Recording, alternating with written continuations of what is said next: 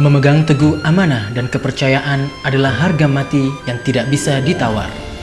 Ia tidak pernah berpikir sekalipun untuk berkhianat kepada orang-orang yang mempercayakan jalan perjuangannya. Baginya, menunaikan amanah yang dipercayakan orang-orang tersebut adalah sebuah kehormatan yang tidak bisa ditebus dengan harga materi berapapun atau segala bentuk ancaman apapun. Sikap pendiriannya yang teguh dan berani bersuara menentang kezaliman, itulah yang membentuknya menjadi pionir terdepan dalam perjuangan rakyat di daerah. Lahir di sebuah daerah pelosok yang menyimpan potensi keindahan, Sungai Pakning, 7 Mei 1971, Haji Azmi bin Rozali, SIP MSI, putra daerah asli Riau, mendedikasikan hidupnya untuk membangun tanah dan rumah yang dicintainya itu. Jenjang pendidikan dasar hingga menengah atas diselesaikannya di tanah kelahiran. Jalan hidupnya ditempa ketika berkenalan dengan organisasi pergerakan mahasiswa saat menempuh pendidikan jurusan Hubungan Internasional Fakultas Ilmu Sosial dan Politik Universitas Riau.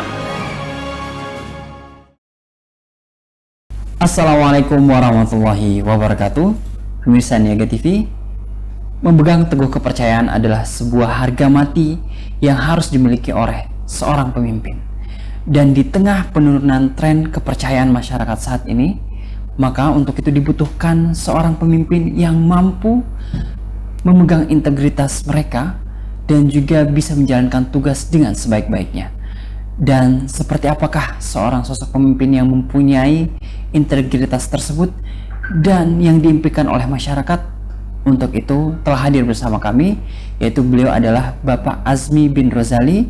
Beliau adalah anggota DPR dari Kabupaten Bengkalis, fraksi PKS. Assalamualaikum. Waalaikumsalam. Bagaimana kabarnya, Pak? Alhamdulillah baik. Baik, ya. Baik. Seperti yang sudah saya sampaikan di awal tadi, Pak. Menurut Pak Azmi sendiri, bagaimanakah sosok pemimpin yang mempunyai integritas yang diharapkan oleh masyarakat? Baik, terima kasih. Saya pikir pemimpin begitu seseorang mendapat kepercayaan dari masyarakat, ya, dia tidak boleh berubah dari wataknya semula. Ya. Biasa-biasa saja gitu. Begitu mendapat kepercayaan, seperti saya pada 2004 terpilih sebagai anggota DPRD Bengkalis, maka ya tidak ada yang berubah. Tidak ada yang berubah. Bagaimana orang mengenal saya waktu kecil, ya begitu juga sekarang. Bagaimana orang mengenal saya waktu mahasiswa, begitu juga sekarang. Jadi hampir dikatakan tidak ada yang berubah sebelum menjabat maupun setelah menjabat. Jadi ya biasa-biasa aja. Jadi tidak merubah watak ataupun sama sekali. Jadi memang ciri khas dari seorang Pak Azmi adalah memang harus ditonjolkan seperti itu gitu. Iya, karena masyarakat memang tidak suka melihat sosok pemimpin yang begitu terpilih sebagai kepala daerah atau begitu terpilih sebagai anggota DPRD, kemudian style gayanya udah beda, sudah bukan sosok yang biasa lagi, menjadi asing ya, seolah-olah makhluk yang datang dari planet mana gitu. Padahal hanya 5 tahun, hanya sebentar menduduki jabatannya itu. Jadi saya pikir satu hal, begitu saya terpilih sebagai anggota DPRD Bengkalis, maka yang saya lakukan adalah tidak pernah mengganti nomor telepon. Ini fatal sekali kalau ada seorang pemimpin yang mengganti nomor telepon begitu terpilih. Ini sama dengan membuat batas, membuat dinding antara dirinya dengan masyarakat. Karena itu ya tidak ada yang perlu berubah, biasa-biasa aja. Baik, jadi itu memang yang membuat Pak Azmi ketika terpilih membuat dirinya begitu terbuka dengan masyarakat, dan ini juga akan menjadikan hubungan itu akan menjadi lebih baik lagi untuk kedepannya, begitu ya Pak ya? Ya, masyarakat bisa menemui saya di mana aja, bisa menyampaikan aspirasi di mana saja, bisa melalui telepon, bisa melalui SMS, bisa melalui menyampaikan pesan. Apabila ngetok rumah saya pas lagi keluar, ya bisa menitipkan pesan melalui kertas saja ditempel, atau melalui pesan sama tetangga juga bisa. Jadi mudah pokoknya. Jangan sampai masyarakat merasa susah untuk menghubungi kita gitu. Baik. Jadi ini yang saya terapkan begitu terpilih pertama kali sebagai anggota DPRD Bengkalis tahun 2004 sampai sekarang ya seperti ini aja. Tidak ada yang aneh, tidak ada yang ya bukan seperti makhluk yang turun dari planet yang lain gitu. Baik, jadi memang tampil apa adanya dan masyarakat pun akan nyaman melihat seperti itu ya Pak ya?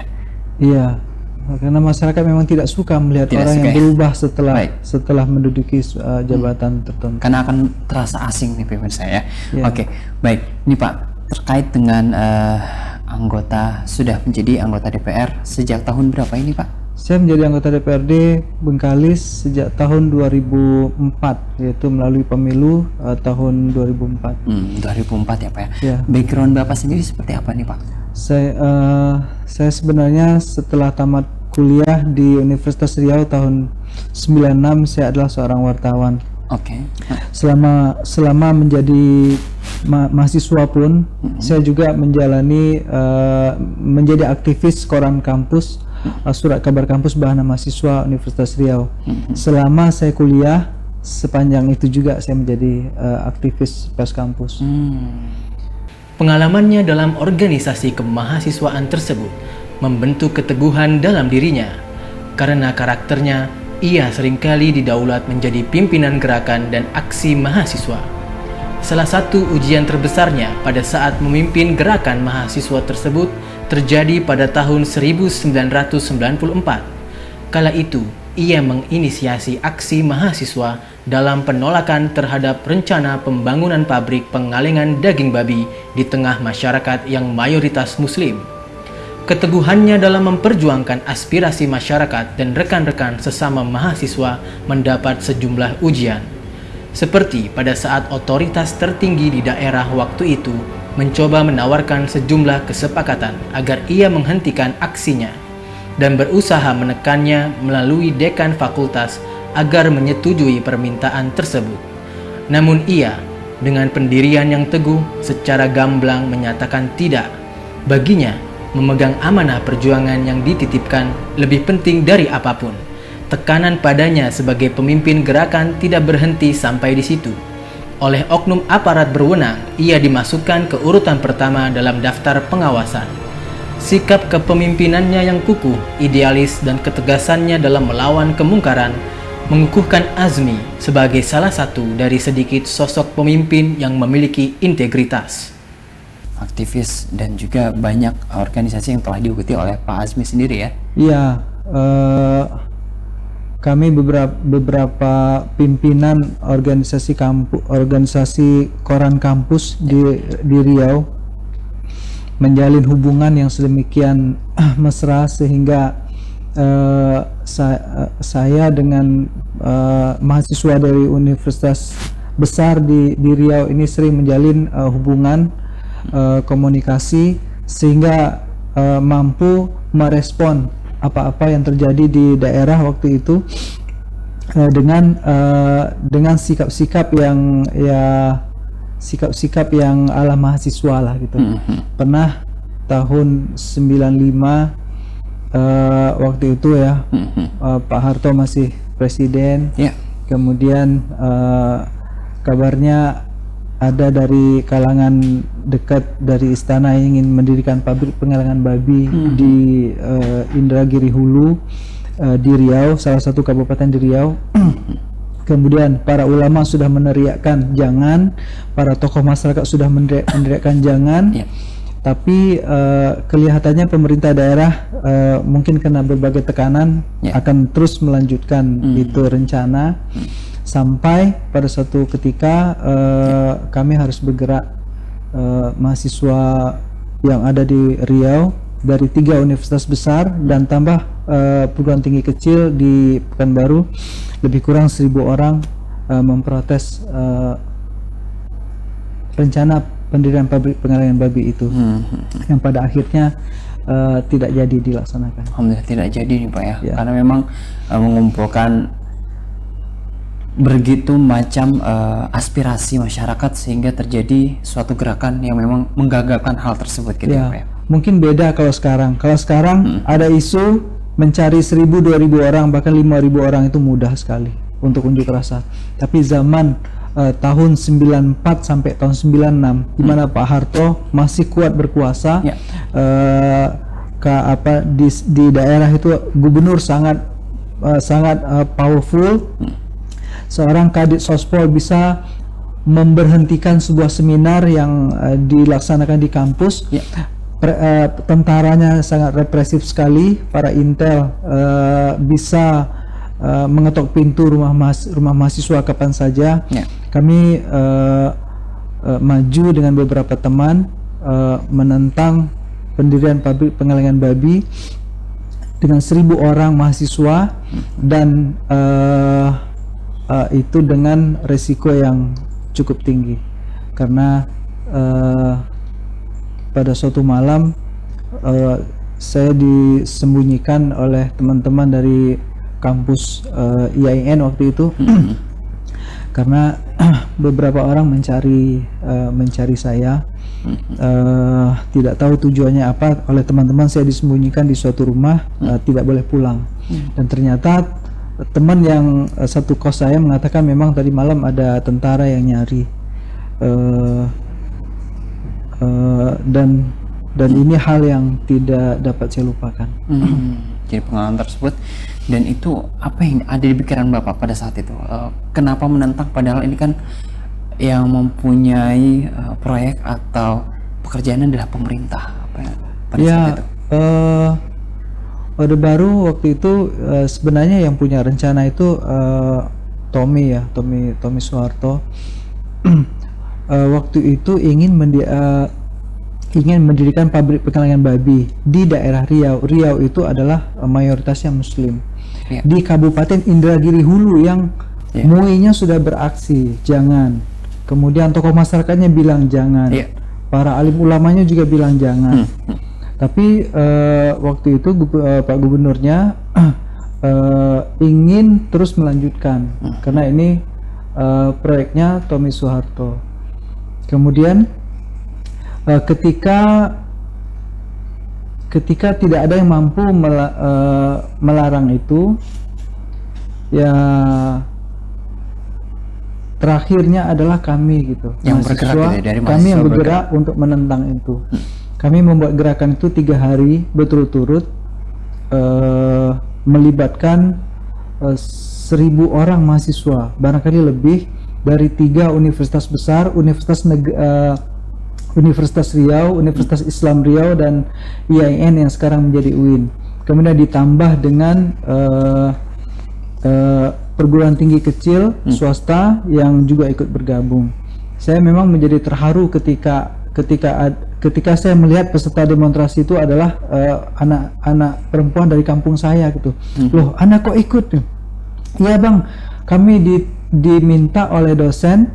Jadi kami tadi kuliah, oleh dosen mengatakan hari ini kita tidak kuliah, teman-teman kalian sedang demo, kalian hari ini silakan ikut demo semuanya. Jadi ternyata ini sangat mengharukan saya karena tidak menyangka gitu, anak-anak kampung saya cewek juga ikut gitu. Ternyata dosen-dosen juga menganjurkan untuk ikut unjuk rasa ini. Bahkan sebuah mata kuliah itu sengaja dihentikan demi agar mahasiswanya untuk ikut di unjuk rasa ini.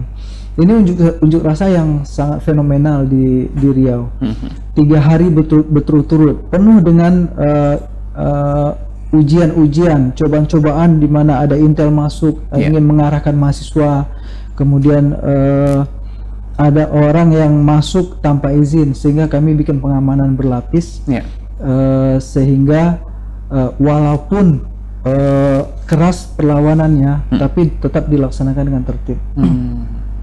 terakhir kami memang dibubarkan oleh aparat kepolisian dengan rotan, dipukul-pukuli. Wah, sempat ada kontak juga berarti ya Pak? Iya, karena udah jam sore kami tidak mau bubar, akhirnya dibubarkan dengan secara paksa. Nah, termasuk saya juga termasuk ikut dipukul pakai rotan. Jadi namun yang positif dari gerakan itu barangkali kami juga menyadari bukan karena gerakan itu yang menghentikan itu, tetapi kami mendapat kabar bahwa di sebuah pertemuan yang dihadiri oleh Menteri Dalam Negeri itu Gubernur Riau-nya itu diejek karena zaman itu kalau ada gubernurnya diunjuk rasa itu jadi bahan olok-olokan. Jadi suatu hal yang buruk begitu ya Pak? Iya, jadi ceritanya Gubernur Riau itu diledekin sama sesama temannya yang gubernur juga. Pak Gubernur Riau sekarang lagi diunjuk rasa tuh katanya. Jadi ternyata itu yang menyebabkan rencana pabrik pengalaman babi itu tidak jadi dilaksanakan. Bagi kami ini adalah sebuah keputusan yang manis sekali gitu, karena tanpa unjuk rasa, tanpa ribuan mahasiswa yang turun, tentu saja gubernur tidak diejek gitu. Gubernur tidak diledekin sesama temannya, dan ini memang kalau pabrik itu jadi dibangun di Riau memang itu musibah lah bagi kami gitu. Karena kami mengertilah sensitivitas masyarakat Riau yang agamis apabila itu pabrik berada di lingkungan rumah mereka gitu. Baik ya. Jadi ini juga merupakan hal yang sangat urgent atau memang sangat darurat begitu ya Pak ya, sehingga memang harus diadakan aksi tersebut, dan alhamdulillah jalan Allah juga tidak jadi dibangun.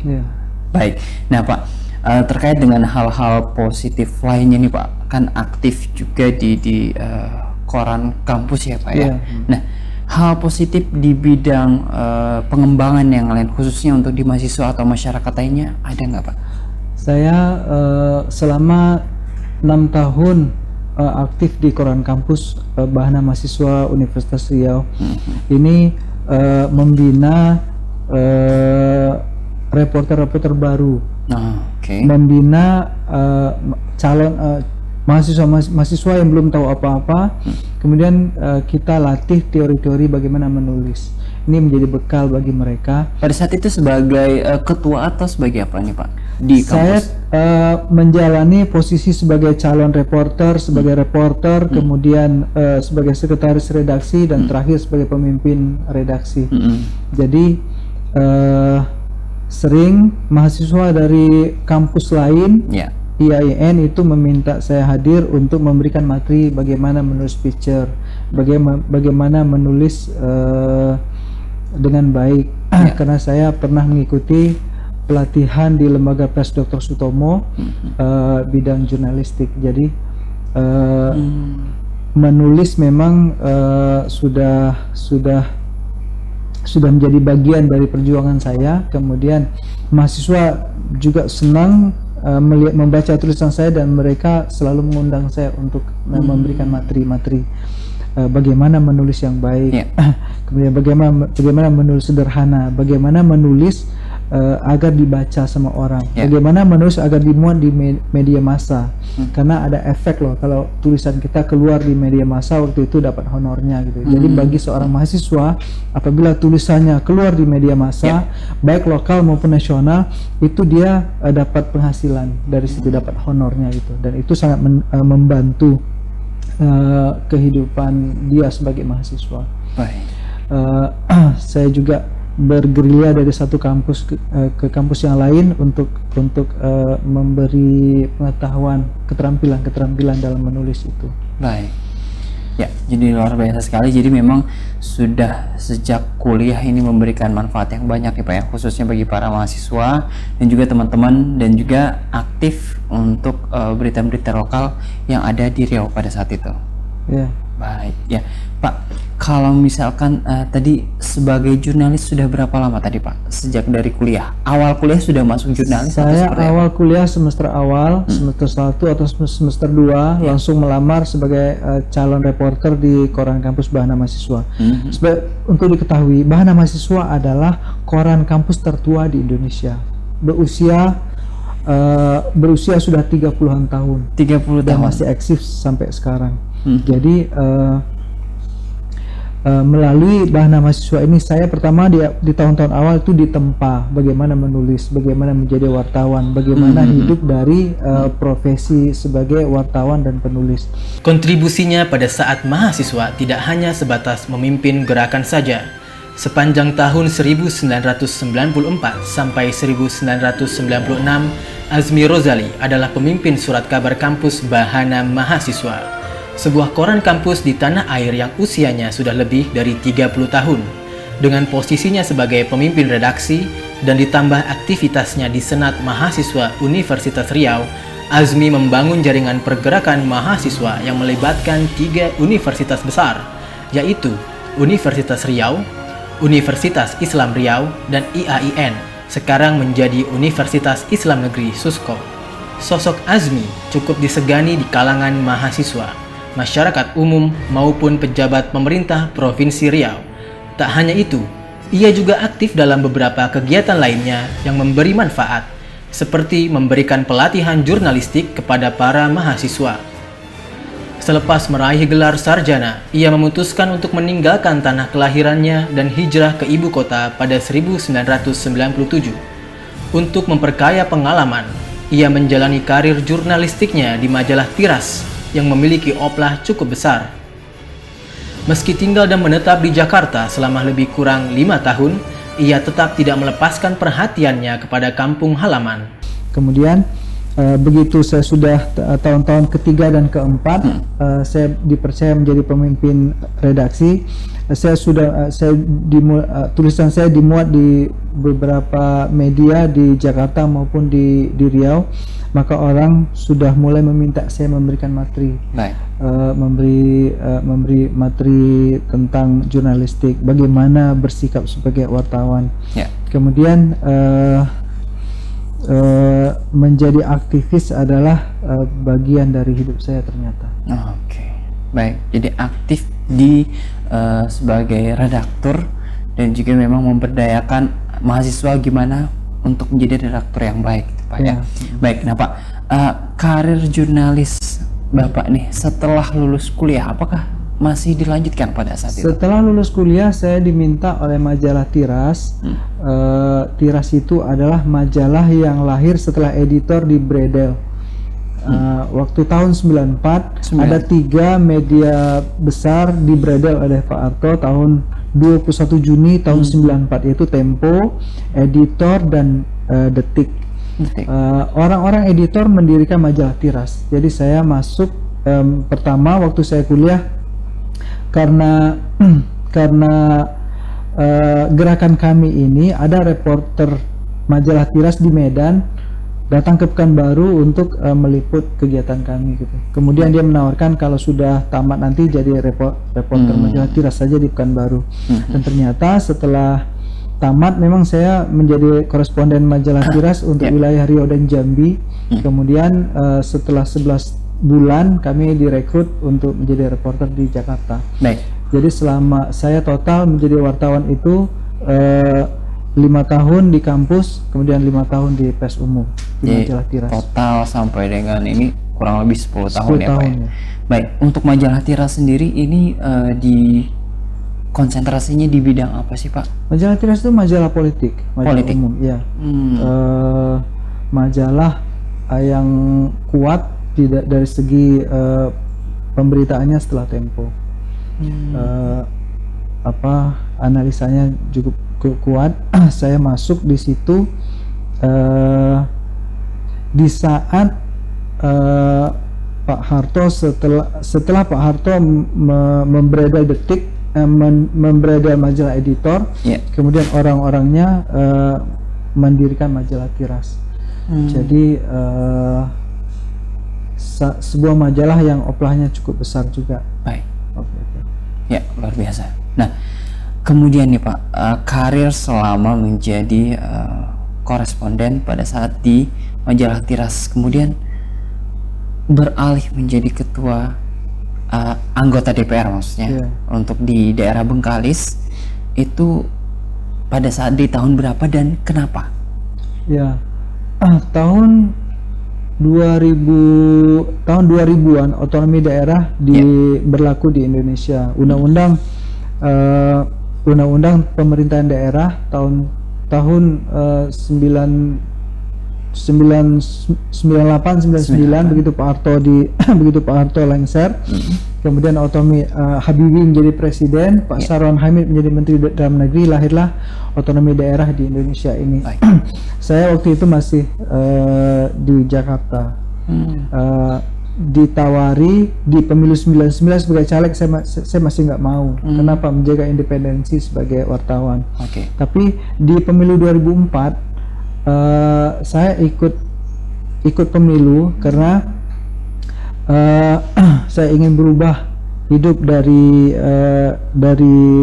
dari atas saran-saran dari tokoh-tokoh Riau yang ada di Jakarta. Azmi, kamu harus pulang untuk mengisi pembangunan di Riau. Ambil peran apa saja, tapi jangan di Jakarta terus karena Riau membutuhkan orang-orang seperti Anda. Oleh karena itu, pemilu 2004 saya ikut dari Partai Demokrasi Kebangsaan PDK, pimpinan Pak Rias Rasyid waktu itu, dan terpilih sebagai anggota DPRD periode pertama. Kemudian tidak sampai menyelesaikan satu periode penuh karena saya di PAW oleh PDK. Kemudian di pemilu 2009 saya terpilih kembali melalui Partai Keadilan Sejahtera. Kemudian Partai Keadilan PKS pun masih mempercayakan saya di pemilu 2014 sehingga terpilih ketiga kalinya sebagai anggota DPRD Bengkalis periode ketiga. Tulisannya kerap mengisi halaman opini surat kabar Riau Pos dan koran lain yang terbit di Pekanbaru. Perjalanannya dalam melayani masyarakat naik pada level berikutnya ketika ia memutuskan untuk maju sebagai anggota DPRD Kabupaten Bengkalis periode 2004. Langkahnya mengguncangkan perpolitikan daerah ketika ia memilih untuk berposisi dengan Bupati Bengkalis saat itu. Berbagai bujukan bahkan ancaman datang kepadanya untuk mengubah pendiriannya yang keras membatu dan secara lantang menyuarakannya di media massa cetak dan elektronik di daerah maupun di Jakarta. Tapi semua itu tidak dapat menggoyahkan pendirian dan integritasnya. Baik, jadi sudah 2014 kemarin sudah menjabat lagi sebagai anggota DPR nih Pak ya. Oke, baik. Nah, tantangan selama menjabat anggota DPRD ini khususnya di Bengkalis sendiri seperti apa nih Pak? Di periode pertama saya memang agak berat karena beroposisi dengan Bupati waktu itu. Bupati Bengkalis menggunakan dana yang besar melalui otonomi daerah, yang melalui dana perimbangan yang diperoleh melalui undang-undang perimbangan keuangan antara pusat dan daerah. Bengkalis itu menerima hampir 1,3 triliun per tahun dari semula 300 miliar APBD. Jadi mendapat uang yang banyak sekali tanpa perencanaan, membangun tanpa perencanaan gitu. Jadi membangun contohnya ya mesin penggilingan padi RPC yang dibeli dari Korea itu senilai 30 miliar. Yang sebenarnya itu bisa dibeli dengan urusan penggilingan padi ini hanya 100 juta, 200 juta aja sebenarnya, tapi dia beli dengan harga itu. Dan sampai hari ini apa yang saya proteskan waktu itu terbukti gitu. Mesin itu sekarang menjadi mesin tua. Mesin seharga 30 miliar rupiah. Jadi di periode pertama saya menggelar 2 kali hak interpelasi kepada Bupati Bengkalis. Pertama terhadap penyertaan modal di BUMD, yang kedua ada lagi saya lupa ini, total 2 kali saya menggalang penggunaan hak interpelasi DPRD Bengkalis kepada Bupati Bengkalis, walaupun itu berakhir dengan di PAW-nya saya sebagai anggota DPRD. Oke, baik. Jadi karena hal-hal tersebut sudah jadi sekarang ini, Pak ya? Iya, satu hal yang membuat saya mendapat pelajaran yang berharga adalah perjuangan ini selalu kadang berhasil, kadang enggak gitu. Di periode pertama itu saya benar-benar seperti hancur lah gitu, karena ya di PAW sebagai anggota DPRD itu kelihatannya enak tuh, tetapi sangat menyakitkan. Baik, ya. Jadi ini pun berangkat karena memang ada hal yang memang harus diperbaiki ternyata ya.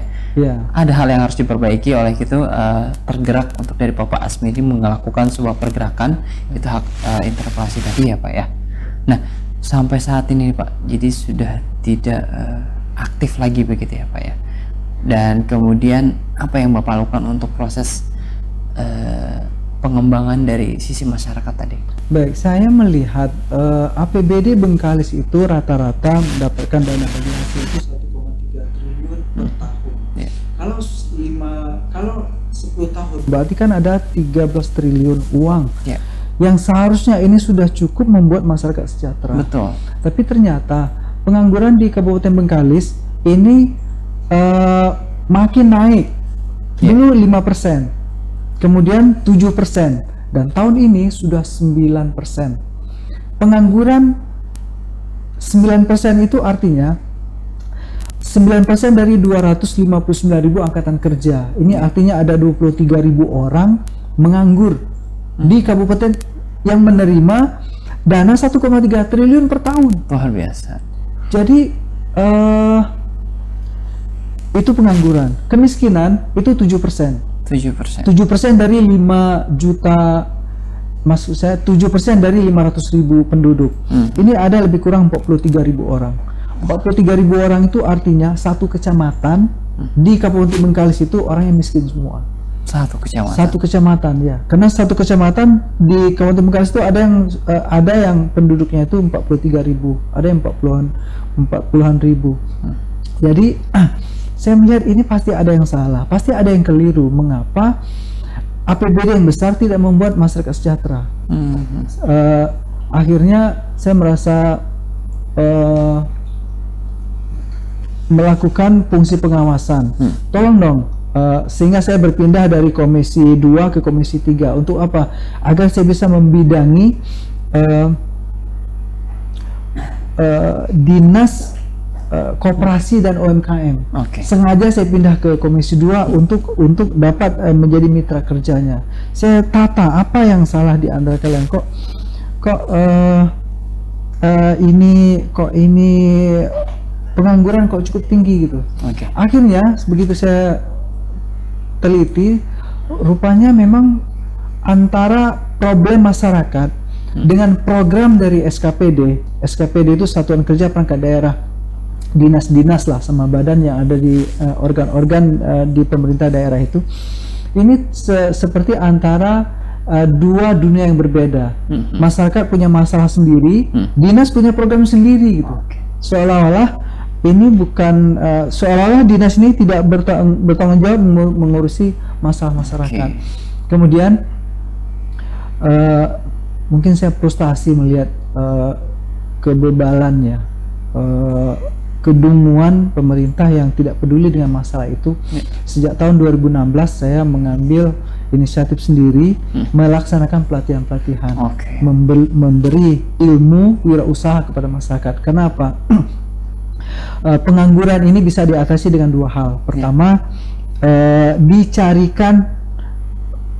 diberikan pelatihan kepada masyarakat yang suka mencari kerja.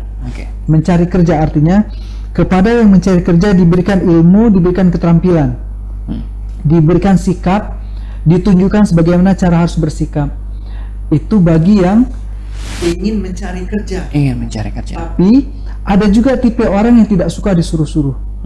Ada orang yang tidak suka diperintah, dia ingin kerja sendiri. Nah, kepada mereka ini saya memperkenalkan pendidikan kewirausahaan. Pendidikan berusaha. Jadi melalui pelatihan keterampilan berusaha, saya mendidik masyarakat untuk bagaimana cara menjual dengan baik, bagaimana cara membungkus kemasan, membungkus produknya dengan baik sehingga tertarik. Orang tertarik untuk membeli sehingga layak dipajang di mall, layak dipajang di bandara, layak dipajang di toko-toko souvenir. Ya, orang-orang yang mencari oleh-oleh khas Riau gitu. Jadi sejak tahun 2016 saya melaksanakan pelatihan itu. Banyak yang bertanya, dananya dari mana? Saya melaksanakan pelatihan demi pelatihan itu menggunakan dana reses.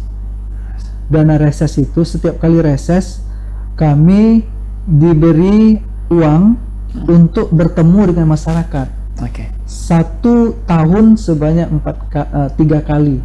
Jadi sekali reses itu biasanya di bulan April. 3 titik.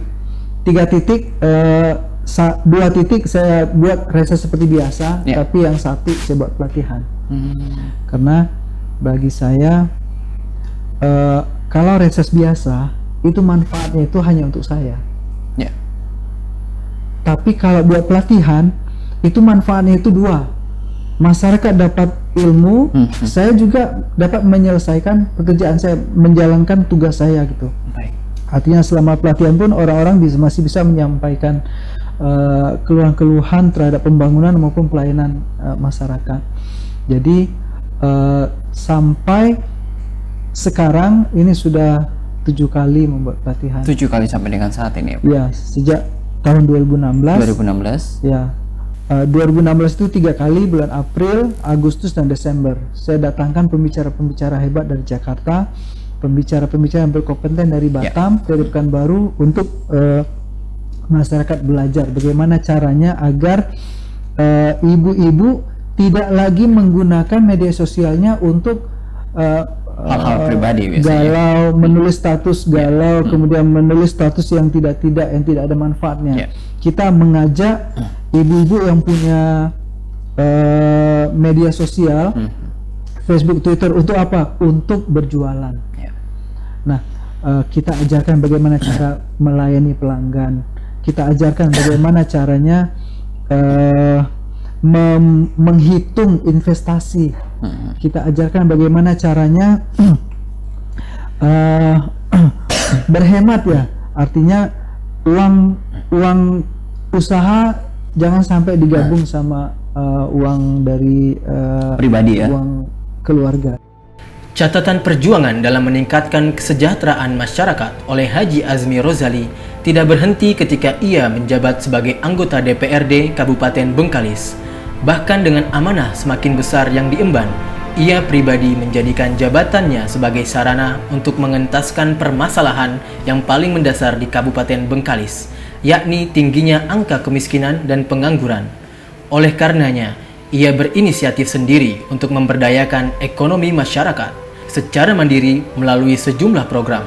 Di antaranya dengan mengadakan sejumlah pelatihan kewirausahaan dan UMKM bagi masyarakat daerah dan calon-calon pengusaha. Sebuah kegiatan tadi lahir karena memang ada urgen atau ada kebutuhan yang memang harus diperbaiki seperti itu ya, Pak, ya. Nah, kemudian setelah diberikan pelatihan, dan kemudian sebelumnya seperti apa sih, Pak, untuk kondisi UKM yang terutama di Kabupaten Bengkalis pada saat itu? Baik, kondisi umumnya begini. Pelaku usaha mikro di Kabupaten Bengkalis itu sebenarnya bukan tidak ada program dari pemerintah, ada. Sudah terjalankan atau seperti apa, Pak? Ya, masalahnya itu. Pemerintah menganggap masalah utama dari usaha mikro ini adalah modal, kemudian peralatan, mengira masalah utamanya itu, sehingga pemerintah memberikan modal. Tapi apa yang terjadi? Ada uang, ilmu tidak ada, mindset tidak terbentuk, uangnya habis, tidak terarah soalnya. Diberi peralatan, mesin ini, mesin itu diberikan. Sekali lagi, mesin tidak dipakai. Kenapa? Begitu ada kendala sedikit, listrik misalnya nggak mencukupi, mesinnya tidak dipakai. Iya. Kami masuk ke Bengkalis tahun 2004 itu dalam keadaan seperti itu. Pembinaan seolah-olah ada gitu, padahal sebenarnya tidak ada gitu. Iya. Pemerintah orientasinya adalah proyek oriented. Misalnya ada program pembinaan, ceritanya pembinaan usaha mikro. Pembinaan hanya sampai penyerahan mesin, kemudian penyerahan uang, kemudian selesai. Sampai tanda tangan ada, foto-foto ada, pokoknya proyeknya udah selesai. Hanya sebatas hanya penyerahan. sebatas itu. Baik. Sehingga apa yang terjadi di kalangan masyarakat, kami belum dapat ilmunya, Pak. Kami belum tahu cara mengolahnya, dan memang mentalitasnya memang belum terbentuk. Oke. Jadi berdasarkan itu semuanya, sejak 2004 pembinaan itu terus berakhir dengan kesia-siaan. Banyak mesin-mesin yang sudah diberikan tapi tidak dipakai. Nah, tahun 2016 kami masuk dengan pelatihan menata mindset dari masyarakat pengusaha. Pelatihan itu terus terang berbeda dengan yang dilakukan oleh pemerintah. Yang dilakukan oleh pemerintah adalah mencari orang yang mau dibina. Kemudian dia setelah ikut pelatihan 2-3 hari itu diberi uang saku, kemudian uang pembinaan dan sebagainya. Saya tidak. Saya membuat pelatihan. Siapa yang mau ikut pelatihan saya silakan mendaftar. Jadi ini beda. Kalau pemerintah itu diundang, dicari. Kalau saya nggak, siapa yang mau ikut? Sehingga saya cukup membuat pengumuman, saya siarkan di radio-radio, saya sharekan di media sosial milik saya, Facebook dan sebagainya. Siapa yang minat silakan mendaftar. Kenapa harus begitu? Karena ini pelatihan saya ini berat. Mulai dari jam 8 pagi sampai jam 7 sore. Maksud saya jam 5 sore. Jam 5 sore. Jadi hanya orang yang punya komitmen lah yang akan bersedia mengikuti ini gitu. Banyak orang yang bertanya, Pak Azmi, kenapa kami nggak diundang? Saya bukannya tidak mau mengundang, cuma kalau saya mengundang orang, mungkin karena orang segan dengan saya, dia akan datang pagi tapi siangnya pulang. Padahal yang membutuhkan pelatihan ini masih sangat banyak. Oleh karena itu saya ganti sistemnya. Sistemnya adalah siapa yang mau ikut boleh, saya bilang. Ini pelatihannya gratis, makannya saya kasih, snacknya saya kasih, pelatihnya dari Jakarta, dari Batam saya datangkan. Pernah saya mendatangkan dari Bandung juga itu. Dan sertifikat saya berikan. Pelatihannya gratis, tapi ini bukan pelatihan yang murahan. Dia harus datang pagi jam 8 dan dia tidak boleh pulang untuk makan siang. Kenapa? Makan siang disiapkan. Dan dia baru boleh setelah sesi terakhir jam 5 sore. Ini kan berat. Hanya orang-orang yang punya komitmen sukseslah yang ingin mengikuti aturan ini gitu. Karena sebenarnya materi ini materi 2 hari yang saya press menjadi 1 hari. Sehingga harus full dari jam 8 pagi sampai jam 5 sore. Jadi metode seperti ini ternyata berhasil mendidik masyarakat. Masyarakat yang semula tidak mengenal disiplin, masyarakat yang semula mengira bahwa masalah utamanya adalah uang, modal dalam arti uang, sejak mengikuti pelatihan saya sudah mulai berpikir, oh ternyata yang paling penting dalam berusaha ini bukan uang ternyata. Uang itu memang penting, tapi nomor 5 atau nomor 7, nomor 1-nya gagasan, nomor 2-nya tahu apa yang harus dia kerjakan, nomor 3-nya punya pasar, punya pembeli dulu, jangan produksi dulu, jangan buang duit dulu gitu, jangan investasi dulu gitu. Tapi cari pelanggannya dulu gitu. Jadi boleh buat sesuatu apabila pelanggannya sudah ada. Jadi kami melatih ini kepada masyarakat, bagaimana mereka tidak salah langkah di dalam berinvestasi di dalam dunia usaha ini. Baik. Jadi memang karena memang kebutuhannya tadi sebenarnya salah anggapan pemerintah bahwa yang dibutuhkan adalah modal dan juga alat. Salah besar. Baik, tapi ternyata setelah ada program ini dan sudah mulai dicanangkan sejak tahun 2016 awal sudah Awal ya, awal ya Pak ya. Iya. Dan saat ini seperti apa nih Pak untuk antusias mereka, dampaknya yang setelah dilakukan sejak tahun 2016? Saya oleh karena saya tidak mengundang siapapun, tapi saya hanya cukup bekerja sama dengan 4 radio yang ada di Bengkalis dan 2 radio yang ada di Duri, Kecamatan Mandau. Kemudian saya bekerja sama dengan beberapa media online yang ada di Pekanbaru.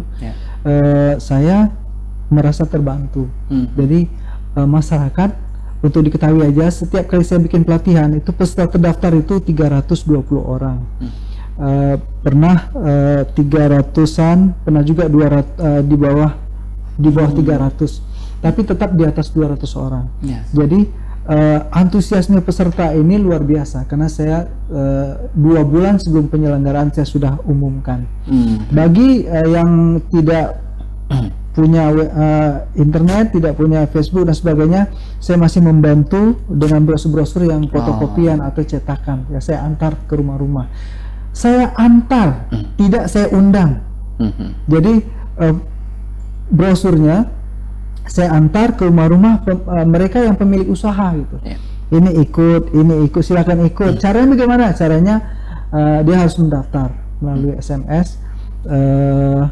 Kemudian semuanya harus mengikuti aturan main saya gitu. Saya sebenarnya belajar dari teman di Batam. Bedanya pemerintah, mengapa pemerintah kalau membuat pelatihan itu memberikan uang saku atau uang transportasi atau uang sangu dan sebagainya. Kenapa saya tidak? Ingat, kalau sebuah pelatihan kita masih memberikan uang transportasi atau uang saku, maka orientasi orang bisa bergeser dari mendapatkan ilmu ke mendapatkan uang. Jadi saya tetap berkeras bertahan, tidak akan memberikan uang saku walaupun dia datang dari jauh. Saya buat pelatihan itu di Kabupaten Bengkalis, tapi pesertanya bisa datang dari kabupaten kota yang lain, dari Pekanbaru, dari Dumai, dari kabupaten tetangga Kabupaten Siak, dari Kabupaten Kepulauan Meranti. Padahal saya membuatnya itu di kecamatan loh, di Kecamatan Bukit Batu, tempat daerah pemilihan saya. Tapi pesertanya datang dari mana-mana. Antusiasnya begitu besar gitu. Antusiasnya tuh luar biasa. Kenapa? Mereka baru kali ini mendapatkan pelatihan yang murah, pelatihan yang tidak berbayar, tapi manfaatnya itu sangat nyata. Dan alhamdulillah, setelah mengikuti pelatihan saya membolehkan para alumni untuk ikut kembali. Jadi tidak dibatasi. Jadi ada yang sudah ikut 2 kali, ada yang sudah ikut 3 kali, ada yang sudah ikut sampai 6 kali. Jadi sebanyak saya melaksanakan pelatihan, dia ikut semuanya. Itu ada beberapa orang. Nah, alhasil adalah mereka yang dulunya jualan pulsa, sekarang tidak mau lagi. Kenapa? Pulsa punya orang. Dia sekarang jualan roti. Kenapa? Menjadi roti adalah menjadi pengusaha roti adalah pengusaha, tapi menjual pulsa adalah pedagang. Kenapa? Pedagang adalah menjual punya orang untuk diambil keuntungan, itu halal. Tapi pengusaha adalah membuat sesuatu yang tidak ada menjadi ada. Membeli tepung terigu, membeli minyak goreng, kemudian mengolahnya menjadi roti. Itu adalah pengusaha, walaupun dia pengusaha kecil. Kemudian membeli nanas, membeli buah ini, kemudian diolah menjadi rujak. Ini adalah pengusaha. Saya mendidik orang menjadi pengusaha, bukan menjadi pedagang. Bukan menjadi pedagang, karena memang ini 2 hal yang sangat berbeda ya. Jadi mau berdagang ya untungnya hanya seperti itu. Kalau memang misalkan menjadi seorang pebisnis atau pengusaha, ini adalah lebih besar lagi cakupannya gitu Pak ya. Nah, terkait tentang ini kan sudah sejak dari tahun 2016, materi apa saja sih Pak yang sudah disampaikan terkait tentang pelatihan keterampilan berusaha ini? Apa saja sih yang disampaikan kepada masyarakat? Pertama, tema saya itu pelatihan membangun usaha. Bagaimana cara seseorang yang dari pengangguran terselubung atau tidak punya pekerjaan sama sekali, bagaimana seseorang ini membangun usahanya. Ya. Memproduksi sesuatu, kemudian membuat sesuatu, kemudian packaging, mengemas produk itu, kemudian melemparnya di pasaran. Kemudian kami juga pernah membuat pelatihan bagaimana khusus ya package, how to package the product, bagaimana mengemas suatu produk sehingga bisa dijual di mall, bisa dijual di toko-toko swalayan, toko-toko modern, dan rata-rata jadi tema umumnya bagaimana dia memproduksi, kemudian bagaimana dia mensurvei sebelum dia memproduksi, dia sudah mencari pelanggannya duluan. Cari target pasar yang bagaimana mensurvei produk, kemudian bagaimana mensurvei pasar, kemudian bagaimana memproduksi suatu produk, dan yang paling penting sebelumnya adalah bagaimana memilih satu jenis usaha, karena jenis usaha itu tidak boleh banyak-banyak rupanya, cukup satu aja, kemudian itu dikembangkan.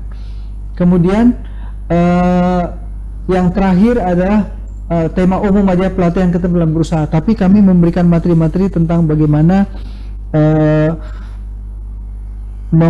menjual produk secara online. Baik. Jadi melalui internet marketing. Baik, jadi sudah sampai seperti pasar online atau digital marketingnya ya Pak ya? Ya, saya sudah 2 kali membuat tema tentang digital marketing. Pertama dulu Pak Ceriatna dari Jakarta, dia adalah pengusaha travel bureau, wisata halal ya, yang juga berkompeten memberi materi tentang marketing online. Kemudian yang terakhir juga marketing online juga, karena bagi kami semakin orang paham bagaimana cara menjual, itu semakin mudah dia mendapatkan penghasilan dari usahanya. Jadi tahu dulu sistem bagaimana yang terjadi di pasaran seperti itu. Ya, ini benar-benar mengubah loh, mengubah mindset orang. Karena dulu orang mengira bisnis itu modal. Mengawali kewirausahanya itu adalah dengan modal, seolah-olah tanpa modal dia tidak bisa berbuat apa-apa. Begitu kita buat pelatihan ketiga itu kalau ditanya, waktu pelatihan pertama itu pertanyaannya adalah semua bertanya modalnya bagaimana Pak Azmi, modalnya bagaimana Pak Azmi, apakah Pak Azmi mau menyiapkan modal untuk kami. Itu pelatihan pertama loh. Pelatihan kedua masih itu juga, bagaimana dengan finance, dengan modal. Tapi sudah pelatihan ketiga itu bulan Desember tahun 2016. Pembicaranya adalah Iskandar Siregar dari UNAS.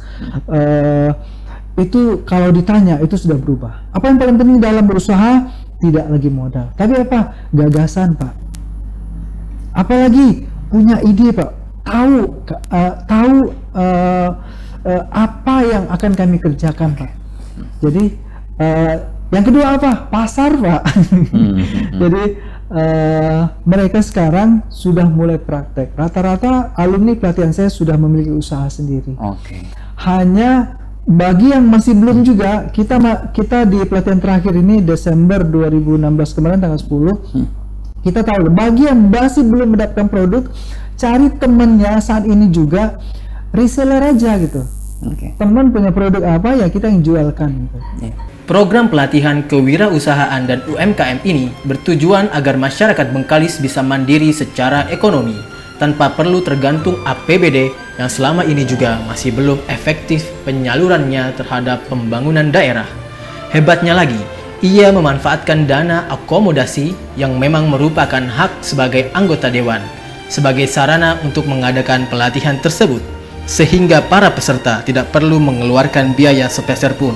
Di antara program-program yang telah dilaksanakan sejak 2016, di antaranya adalah program pelatihan membangun dan mempertahankan usaha, pelatihan membangun usaha, pelatihan peningkatan keterampilan usaha, pelatihan marketing produk UMKM, pelatihan pengemasan produk UMKM, dan sejumlah pelatihan keterampilan berusaha lainnya yang terus diadakan hingga sepanjang tahun 2018 dan menghasilkan pengusaha real yang benar-benar terjun membangun usahanya secara mandiri dan juga membangun perekonomian daerah. Antusiasme ini juga menunjukkan tingginya minat dan kemauan masyarakat daerah untuk bisa bangkit dari keterpurukan. Tidak ada sesuatu yang sukses dilaksanakan secara instan. Baik. Ini semuanya berproses, semuanya melalui kerja keras, ini semuanya melalui metodologi yang tepat. Oleh karena itu memang saya mengajak kepada semua masyarakat, khususnya yang ada di kawasan Riau Pesisir, agar mari ikuti ini pelatihan saya. Ini pelatihannya gratis. Anda semuanya ditata bagaimana cara berpikir, ditata bagaimana cara memilih produk untuk diusahakan, bagaimana mensurvei pasar.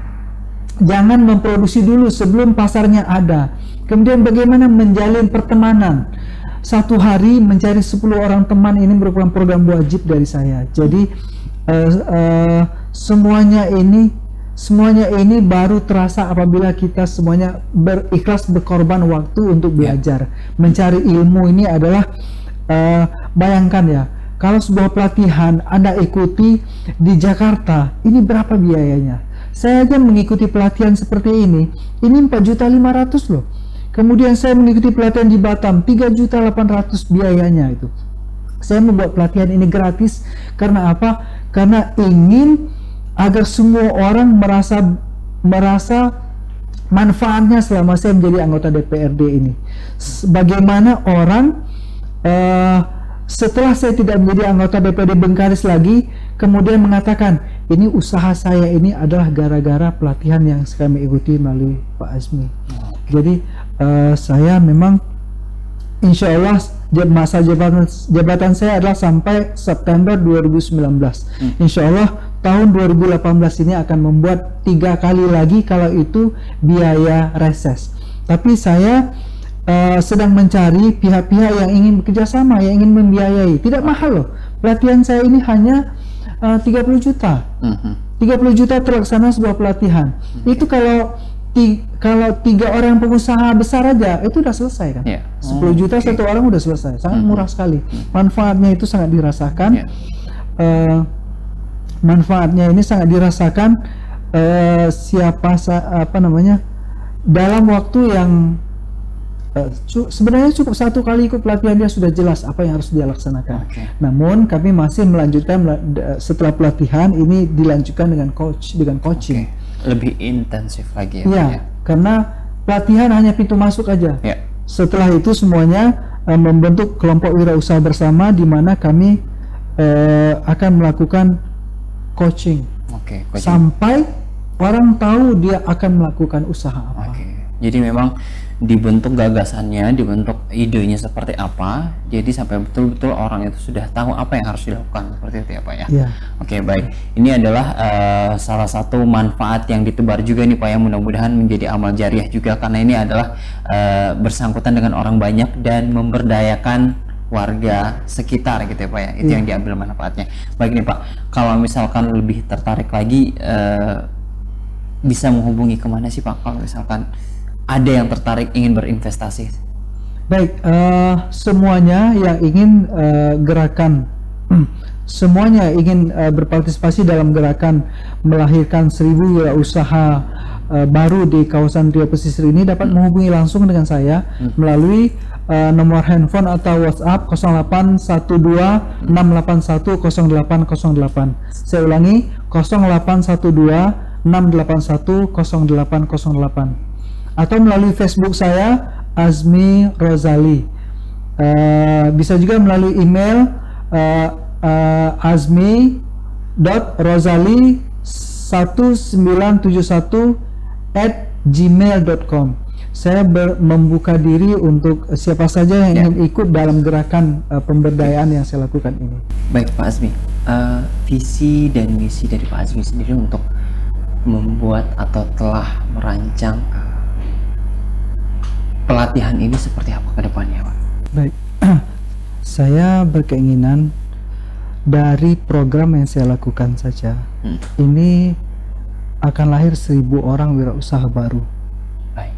1.000 orang di luar yang dilakukan oleh pemerintah.